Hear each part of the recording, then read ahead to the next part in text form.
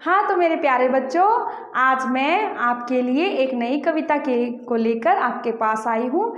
इस कविता का नाम है जिसके सूरज की किरणें, और इस कविता के कवि का नाम है द्वारिका प्रसाद माहेश्वरी। तो बच्चों, इस सृष्टि की रचना ईश्वर ने ही की है।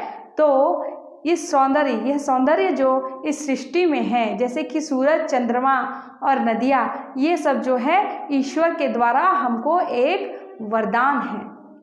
तो बच्चों, आओ समझते हैं इस कविता के माध्यम से कि ईश्वर ने हमारे लिए क्या क्या किया है, हमें किस प्रकार वरदान हमें प्रदान किया है। तो बच्चों, पहला पंक्ति है, जिसके सूरज की किरणें नित्य सोना सा बरसाती है, फूल खिलाती है, ओस कणों को मोती सा चमकाती है।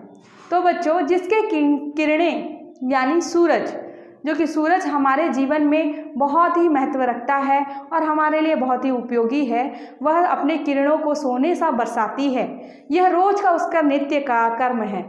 फूलों को खिलाती है और ओस, जो सुबह सुबह ओस की बूंदें गिरती हैं, उसे मोती सा चमकाती है।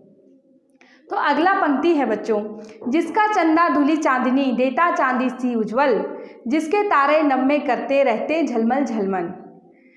किस प्रकार से चंद्रमा रात में हमें रोशनी देती है एवं तारे झिलमिल झिलमिल करते हुए अपने सौंदर्य को बिखेरती है, यह भी ईश्वर के द्वारा दी गई एक वरदान ही है।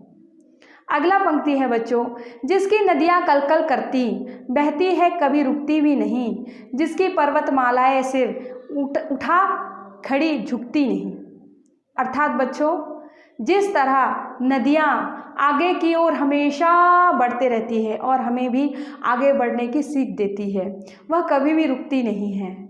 और जिस तरह एक पर्वतमाला खड़ा हुआ है, वह भी उठ खड़ा, कभी बिना डरे झुके खड़ा है। अर्थात बच्चों, यह जो पर्वत है और यह जो पहाड़ है, यह सूरज है, यह चंद्रमा है, हमें ईश्वर के द्वारा दी गई एक वरदान ही है। उसके हम सब प्यारे बच्चों, उसको हम सब भाते हैं, उसको हम सब एक साथ अपना शीश झुकाते हैं। तो बच्चों, इस अगला पंक्ति का अर्थ है कि हम उस ईश्वर जिसने हमें यह वरदान दिया है, हमें इतना सुंदर सौंदर्य दिया है, हमारे जीवन यापन के लिए हमें महत्वपूर्ण वरदान दिया है, इसका हमें बहुत ही सम्मान करना चाहिए। और हम उस ईश्वर के ही हम प्यारे बच्चे हैं और हम सब उसको भाते हैं, यानी उसको बहुत प्रिय हैं, बहुत प्यारे हैं। उसको हम सब एक साथ मिलकर अपना शीश हमें झुकाना चाहिए और हमें धन्यवाद करना चाहिए कि उन्होंने हमें हमारे जीवन के लिए, जीवन को जीने के लिए एक से नई संदेश, नई सीख हमें इस सौंदर्य के द्वारा जीवन जीने के लिए प्रदान की है। तो बच्चों, आशा करती हूँ कि आप सभी को यह कविता समझ में आया होगा। धन्यवाद।